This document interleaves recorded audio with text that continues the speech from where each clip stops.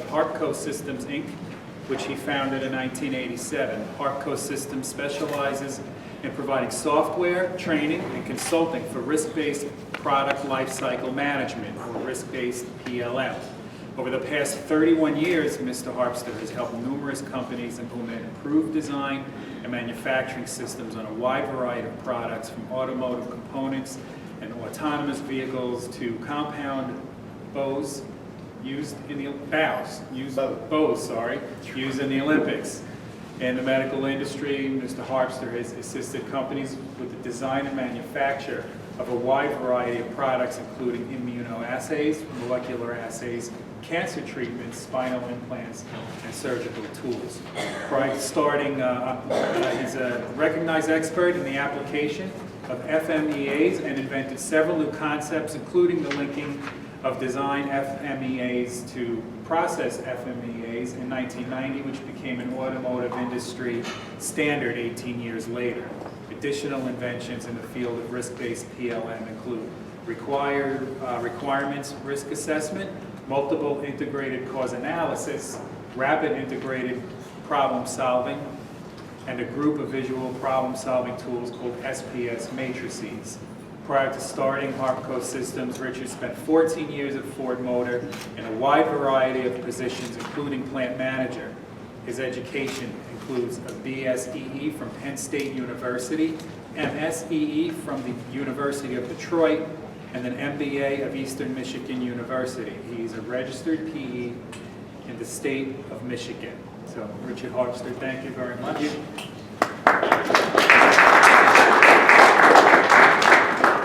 Okay, so what we're going to talk about today is using risk to manage the development of medical devices, basically from voice of the user down to getting rid of the medical device itself. In the end, I'll take whatever questions you have. I'm going to start with some definition of some key risk terms. Just a quick question. Who's here is familiar with ISO 13485? You've heard of the term risk-based thinking? You understand the term risk-based thinking? Okay, I'm going to try to make it really simple for you. I've actually given several talks on it. And I've listened to talks, and after listening to some of the talks, I was thoroughly confused. So I hope if you don't understand it, hopefully I can help you with it. And if you do understand it, hopefully I won't confuse you. But anyway. So we're going to start with some key risk terms. Majority of these are right out of 14971. We're going to talk about how risk is reduced. We're going to talk about 13485, the risk-related requirements, what it tells you have to do. And we're going to talk about this thing we call risk-based medical device lifecycle management. If you do this correctly, this gives you the foundation. We believe it's the cornerstone of Red Car product process development system. You can not only use some of these techniques on the development of medical devices, but you can also do them on medical processes, like the preparation of a surgical room. Literally anything you do in a healthcare setting, you can use one or more of these tools to apply to it. You're going to see these tools, rather than just being generic brainstorming, these are very structured decompositions. We're going to talk about the medical device core processes, inputs and outputs. Then we're going to talk about the 5 major sources of hazards that face every single medical device provider. And then we're going to talk about the 4 MDL, or medical device lifecycle management tools, that are used to assess them. And we're talking about this final risk control you're going to do. We're talking about a tool to aid in medical device risk management. And then we're going to talk about Plan, Do, Check, Act. We're going to talk about Plan, Do, Check, Act without risk-based MDLM, and what Plan, Do, Check, Act looks like with risk-based MDLM. And then I'm going to take the typical medical device system that's out there today. I'm actually going to take it as a paper written. I stole a couple of their slides. These are standard tools people use to pass audits. They, quite frankly, don't work. And we're going to talk about why they don't work, what their weaknesses are, and actually why we believe risk-based MDLM is much stronger. Okay?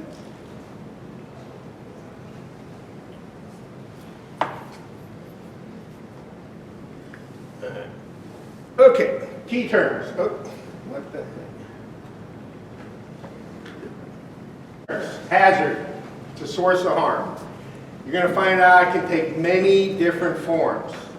Probably more forms than you even thought of. Okay? Harm is the physical injury or damage to the health of people or damage to property of the environment due to the hazard. Okay? Hazardous situation, it's the root cause of that hazard. Why do we have that hazard? That's the situation. Risk controls. This is what you're going to do to try to either, like, to prevent the hazard from happening, and if you can't prevent the hazard from happening, you're going to try to reduce the harm.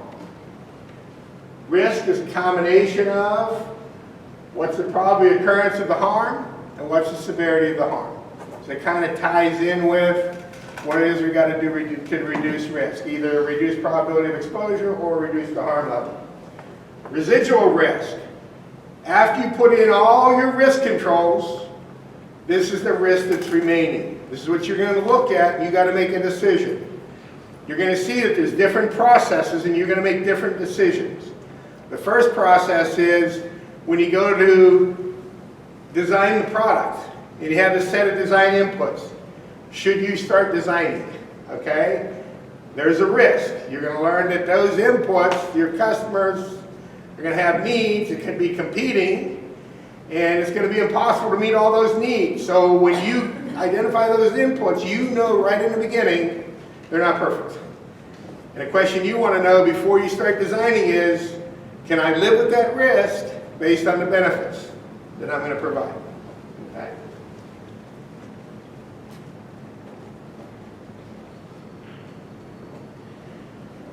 If you read the book, it says, we want you to determine when you do probability of harm, exposure, we want you to know, would you take the probability of the hazard, okay?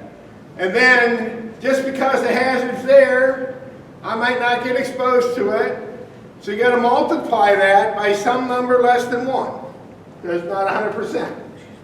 Then on top of that, that one hazard, something in your equipment, if your medical device, and let's say a tube breaks or a mistake or something happens with the equipment, that failure of the equipment can lead to different what?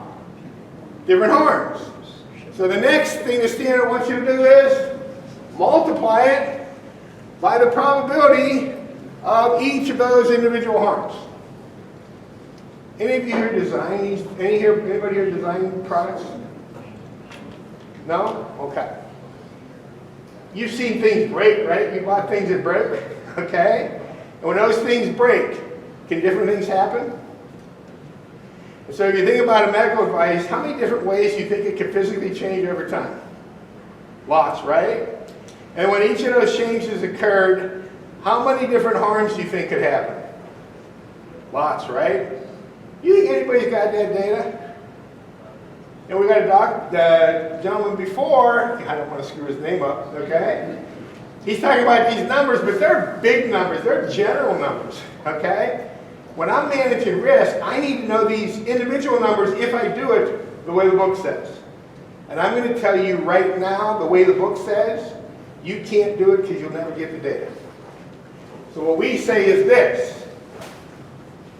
You're never going to do all these, and I don't want you playing games with numbers. See, this whole thing is about the early FEMA people. They were about mitigation of harm, okay? My uncle, born for 80-something, probably one of the top 5 nuclear physicists, every space shuttle that he made, every space shuttle that went up had his fuel meter on it. And I looked at his FEMAs. And inside his FEMAs, since he controlled fuel to that shuttle, what do you think happened if his meter ever failed? What happened to that shuttle? Big problems. Those astronauts are going to die. So what Uncle Joe had to show was all his mitigation. His FEMA never said anything about preventing the initial failure. Never identified why that fuel meter failed. It identified what they were going to do when it failed. And that's where the medical industry has their head. Like the gentleman before said, the medical industry is behind. I'm going to tell you, they're still behind. And don't take it personal, it just is what it is. Okay? So the bottom line is, we're going to find out, we don't have this data, but as we go through this process, we can determine the probability of the hazard. Not as accurately as we'd like to, okay? But we can at least get our hazards listed, and we can determine their probabilities, we can determine their root causes, and we can determine the worst case harm. We can look at a particular failure and say, what's the worst case that's going to happen? And then rather than trying to keep these mathematics of handling all these different harms and all these probabilities, we're going to design everything based on worst case harm. Okay? So we're going to have probability of the hazard and take the worst case harm, and that's what we're going to define the risk of that particular issue.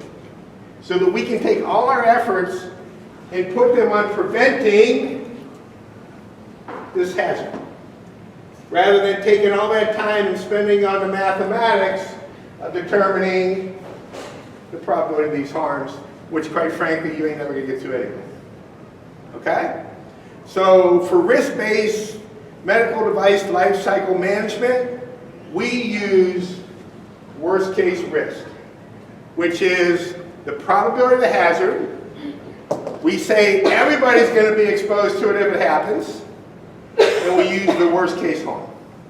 That's how we define risk in MDLM. Okay? All right.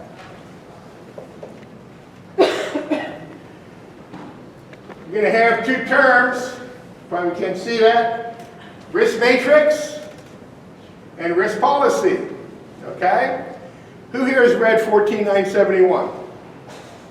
Okay? One guy. All right? You go to the back of that book, it's going to have what they call a risk matrix. And that risk matrix is going to change based on what it is you're doing.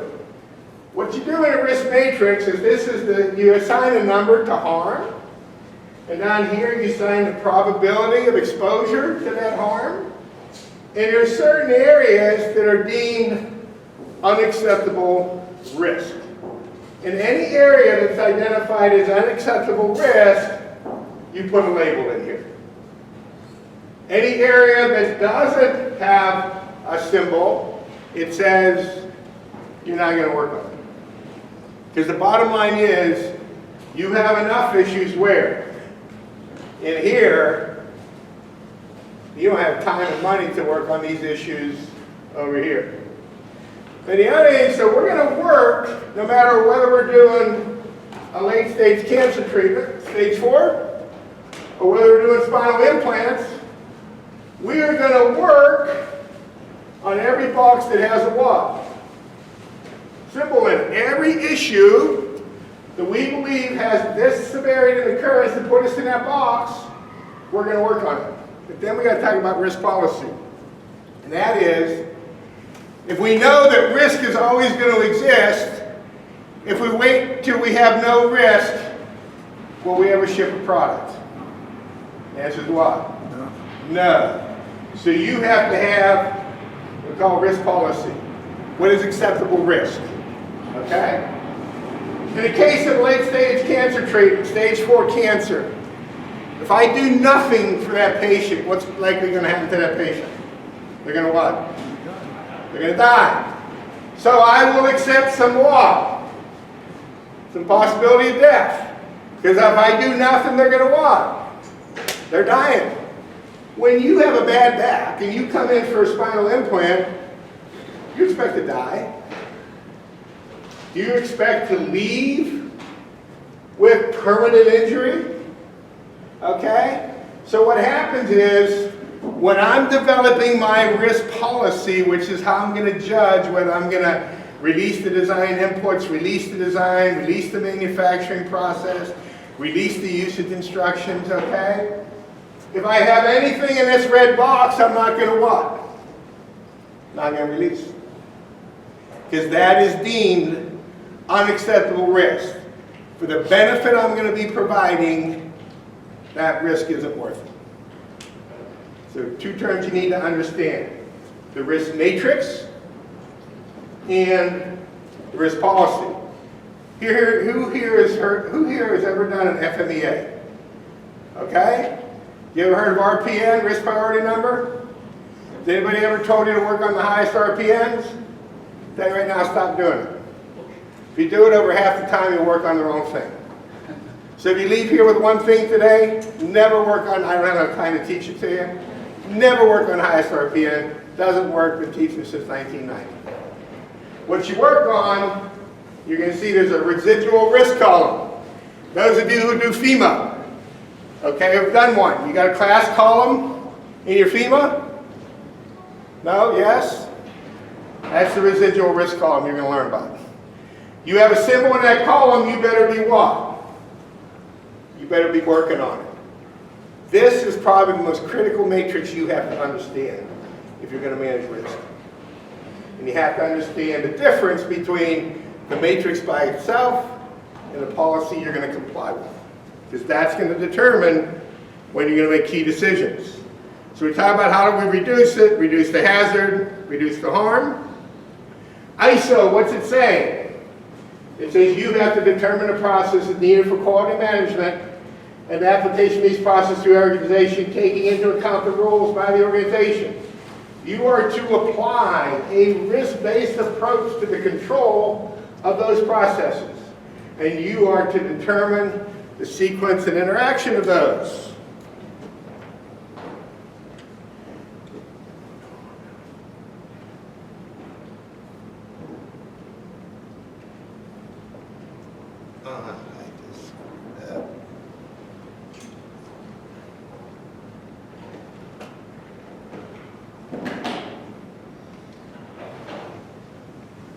Okay, so what is risk-based medical device lifecycle management? It's a systematic method of managing risk to improve patient and health worker safety through the entire life of the medical device, from the definition of the user needs to the decommissioning and disposing of the device. There is nothing that it doesn't cover. It's cradle to grave. And we're going to try to minimize the risk during the entire process. I should say minimize it, but at a minimum get to acceptable what? Risk that meets our risk policy. These are 5 core processes that I don't care what it is you make, and if you're not in the medical industry, I don't care either, you got these 5 core processes. First thing you gotta do is define the user needs. We don't have any designers here, but if I ask them, do you think the user needs, have you ever had user needs that are incomplete or incorrect? What do you think they'd all tell me? Yeah. 100% would say what? Absolutely yes. And if I would say to them, what does it do to the design process? They would say what? It devastates it. Okay?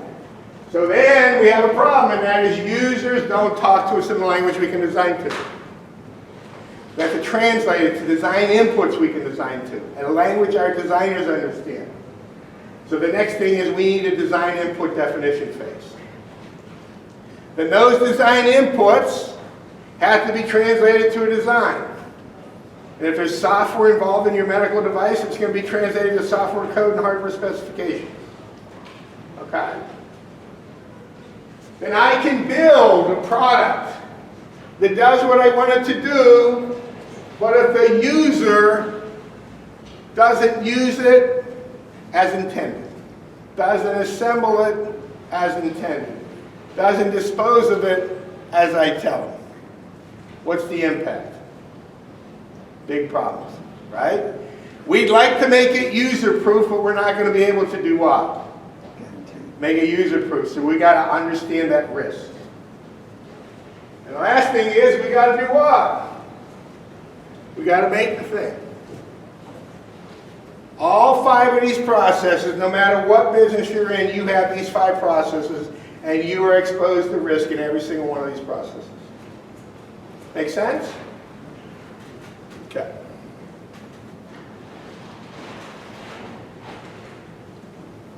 So the hazards, the things that can go wrong in these processes that will expose you to harm, is when it's kind of common sense now. I go to defining the user needs, what do I do wrong? Get them wrong. I just got exposed to harm. Okay? I go to define the design inputs. What did I do? Got them wrong. When those inputs are wrong, I'm not going to meet the customer what? Need. And that need, that user is going to be exposed to what? Harm. I get the wrong software. I design the wrong software. I design the wrong hardware. I get the wrong design outputs. I just expose myself to what? Harm. The user doesn't use it as intended. They just expose themselves to what? Harm, and they can expose my company to what? Financial damage. And the last one is, designer designs it right, but I don't build it to spec. What I just exposed myself to? Harm. Okay? So when I say to you there's 5 core hazards you got to deal for, hazard types, these are the 5 types. What would happen in a business if they always got the needs right, they always got the design requirements right, they always got the software and hardware specs right, the user always used it the way they were told to, and they always built it to spec? How much money do you think that company makes? What? I want some of that stock. Okay? So that is the challenge facing every single company. Okay? You drive these risks down, you make money. I mean, that sounds harsh and politically incorrect because I didn't say health and safety, and I truly want to protect people. But it's also, when you hurt somebody, it costs you what? It costs you money.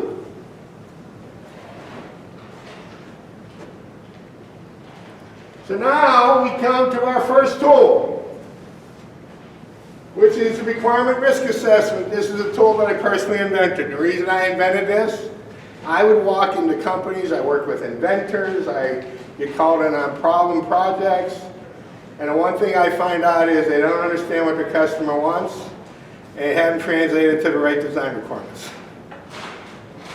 I've seen companies design for over 2 years. I had a job, I walked in, over 2 years, project was in trouble.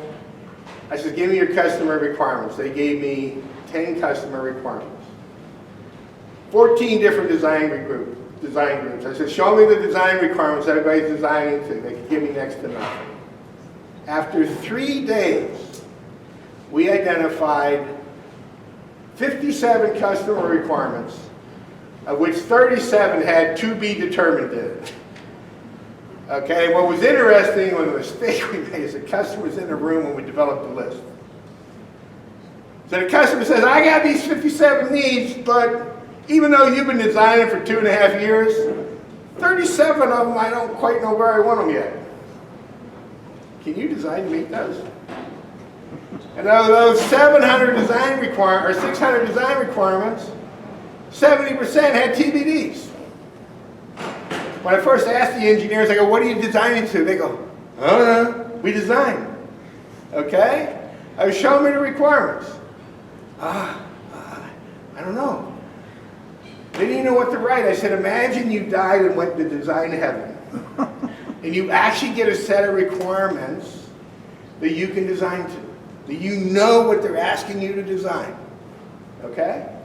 What would they look like? We started writing. 3 days later, 57 customer requirements, 600 design requirements, of which 70% have what? TBDs. Okay? 450-page document. 2.5 years they've been designing. So we presented to management, about 40 people in the room. First person doesn't understand squat about risk management. He wants to know, where are your RPNs? Okay? I ask him, what's the probability of a TBD meeting a TBD? Okay? Think about it. Unknown customer requirement. I'm trying to determine the probability of a design requirement not meeting it, but both of them have TBDs. Can I determine the RPN? No. Oh, that's not use this sort of thing. Okay? Oh, first he says it was too long. I said, fine. Let's take the 57 design requirements, tell me which, customer requirements, tell me which ones you want to delete right now. Let's shorten this thing. You can't do that. Tell me which design requirements that we link to these. Tell me which ones I can delete. Well, you can't do that. I go, you don't get it. I didn't set the length of that requirement risk assessment. Who set the length? Did anybody in the room set that length? No, the complexity of the what? Design set that length. Okay? So anyway, so what we do is we bring the needs in. We do a needs review. If the risk is okay, we can look at those needs right in the beginning and say, shouldn't be in this business. We are the wrong company to be in this business. Okay? I'm out of here. Or I got to go back to this user, what they're asking I can't deliver, but if we can get some changes, we'll do what? We'll entertain the business. So then we get the needs, we have what we think is acceptable, and now we got the design inputs. Haven't designed a thing yet. I'm trying to determine what I should design. What does this medical device have to do in engineering terms? And now I run into the problem with what we call competing, conflicting, and requirements beyond limits of technology. We don't have any designers here, so I'm going to keep it simple. I'm going to use a non-medical device to explain competing, conflicting, and limits of technology. I worked on an electric motorcycle targeted for multiple countries around the world. Okay? So anyway, that's part two. Part one is competing. If I want more fuel performance out of a car, what do I do to the weight? Take out, right? If I want safety, what do I do to the weight? Increase. Increase. Got a problem, I got what? Competing. Challenge to the engineer. Worst case, conflicting. That electric motorcycle, not if these were the countries. Let's say they were France and Italy, these weren't the two countries. We ran into countries that had conflicting requirements. They only wanted to have one electric motorcycle. We sat in a room like this and said, we sell into Italy or France. Because to sell to both of them, we need two what? Two bikes. We ain't gonna have two bikes. That's called conflicting. Worst case, you can't get rid of it. The other is limits of technology. You may want customer to come to you and say, I have a current ability to detect a particular, like I worked on molecular assays to detect things like HIV, okay? I can't give you numbers because they're proprietary, but somebody might come to you and say, hey, I want a device that can detect HIV X% better than this device. I can't give you X%, but I can give you Y%. Okay, that's what we call limits of technology. So what we do is we set that early. Okay? So coming out of the RHA, do I have perfect design inputs that make my customer happy all the time? The answer is what? No. Okay, but the key question is that risk okay? Does it give me an acceptable risk-benefit ratio? Do I not have any items in that risk policy red zone? If there's no items in that risk policy red zone, I'm now ready to begin the what? The design. With me? Okay. Here's what one of these looks like. Customer says, do not expose patients to loss of blood. That'd be a pretty good idea, right? We don't want anybody bleeding and dying, right? And failure to this would be what? We get exposure to blood due to this thing has a tube set that's going to carry the blood. What happens if that tube set experiences a structural failure? We're going to have what? Blood loss. So now the question is, what design requirement am I going to give the design that I better make sure is correct? Because if it's wrong, they might design tube sets that do what? Structurally fail. I'm going to give them a requirement that describes the entire environment they have to survive. If I get that environment wrong, if I make it less than what it is, and that tube set structurally fails, is it the fault of the designer? No. It's the fault of the person who did what? Set the design requirement. he talked about this process we call RHIPS. I get called in to solve problems. We do these focused analysis. About 80% of the time, it's either incorrect. Either we don't understand the environment of use, or something's been improperly defined in terms of the design requirement. Majority of the time. This is so critical. There are 18 different categories of user needs that have to be considered. Not all 18 may apply to your product. The user need must have sufficient detail that you can validate against. You're going to give birth. Here, you understand the term is verification validation? Any of you? No? Yes? Okay. Validation means you meet the user need. Verification means you meet the design requirement, the design input. That's why you get design inputs wrong, you can pass the verification and fail the what? Validation. So when I do validation, I need enough detail that I can validate against something. So that's why this is so critical to writing a proper validation plan. Okay, we talked about 3 types of user needs. Required input detail. I need to be able to design to without question. So when you populate this, I got to be able to look at it as a designer, be able to design to it. And then last thing I want to talk about, issues to be worked on. See this column here called the class column? Most important column in the entire FEMA. In the entire risk assessment and in every FEMA you ever do. If you take your severity and you look up the occurrence rating and the severity and occurrence, and you have a symbol, this symbol goes in that column. If you've got a symbol in a row of a FEMA, no matter what the type is, you better be working on it. You better be trying to reduce the risk, because that is by definition unacceptable what? Risk. I don't care what the RPN is. I can give you an RPN of 200 you'll never work on. I can give you an RPN of 18 if you don't work on it, somebody's going to die. Okay? So that symbol, that column, this column right here,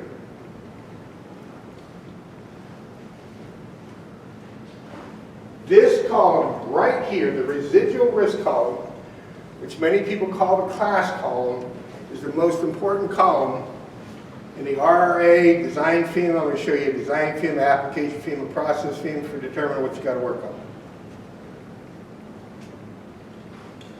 So, from our RRA we get the design inputs. We have to take our design outputs, which could be software and hardware. We do the DD plan. That DD plan gives us our occurrence rating. Is the risk okay? If the answer is yes, we do what? We release the design. Okay? So what's it look like? Here we have our requirement that we got to survive all these conditions. We fail. We get a structural failure. What happens? Possible death or loss of what? We're inheriting that from what? The RRA. It's telling us what the impact's going to be. Now in this case, the 1 out of 5, we don't get a symbol. Now here I write the spec. As the tube set designer, what did I write in my specification, on my drawings I'm going to give to the tube set manufacturer? What spec am I going to give them that they have to meet, and how might I have screwed up? I'm going to give them an adhesive bond strength. And if I give them a bond strength that's too low, and they build it to that spec, what could happen to that tube when I apply it to these conditions? It could what? Structurally fail, patient bleeds, we have death, potentially. So now what I want to do is, how am I going to prove this isn't going to happen? Well, I'm going to do some margin studies, different tube strengths, and through these studies, confirm that I have the right spec. Many people, because of the word failure mode, think the purpose of a design FEMA is to define failure modes. It is not. The purpose of the design FEMA is to assess the risk of releasing the hardware specs and software. In order to assess that risk, you're going to have to do what? Define some failure modes. But it is not the purpose to define failure modes. And the other thing is, this cause column can only have bad specs and bad software code. Don't write anything else in that column. I've seen plenty of FEMAs, both medical and non-medical, where they put another failure mode in here. Okay? This is the hazardous situation that has to be what? Make sure it doesn't exist. If you make sure that you got the right tooth strength, you don't have to worry about what? The hazard of tooth structural failure. You see how it's much easier to go after the hazard and try to prevent the hazard than trying to set, what are all the bad things that could happen if the tooth broke? And what are all the probabilities of those? How much time would I waste doing that? Much easier to say, hey, worst case, guys, is somebody's going to what?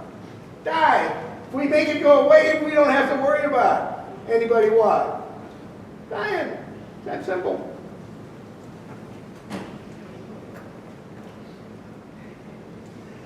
So now, we release the design outputs. We think we got a design, but before we do, we got to have these usage instructions. We expect the user to do certain things, and if they don't do them, things could go what? Bad. So we're going to analyze all the mistakes they could make to cause us to fail to meet design outputs. Not because we designed it wrong, but because they didn't what? Use it the way we expected them to. And we'll do what we call this application FEMA. And from this, we'll create your package insert, your instructions on how to use it. We'll actually do DV. Is the risk okay? Okay? If I release this design, and it's built to spec, and the user uses it in accordance with this package insert / instructions, is the risk okay? If the answer is yes, we can do what? Release the instructions. Make sense? Okay. So what happens here, when it comes to the tube set, if, when assembling this thing, they don't insert it deep enough into the venous pinch valve, we can get a what? Structural failure at that point. So we got to make sure we have what? Instructions telling them whatever. We'd like to make it idiot-proof, but we cannot because of the way the machine's constructed. We have to get them to assembly this thing. Okay? And this is a little bit of a make-believe example. So we give them installation instructions, and we do clinical trials to confirm that these use instructions are what? Easily understood, they can be followed, and they'll be successful at doing what we want to do. So now we've addressed what? Usage rules. Okay. So now, we released an